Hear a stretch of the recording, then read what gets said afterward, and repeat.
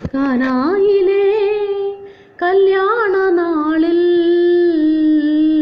കൽഭരണിയിലെ വെള്ളം മുന്തിരി നീര വിസ്മയത്തിൽ മുഴുകി ലോകരന്ന് വിസ്മൃതിയിൽ തുടരും ലോകമിന്ന് മഹിമ കാട്ടി യേശുനാഥൻ. കാലികൾ മേയും പുൽത്തൊഴുത്തിൽ മർത്യനായി ജന്മമേകീശൻ മെഴുതിരി നാളം പോലെ എന്നും വെളിച്ചമേകി ജഗത്തിനെന്നും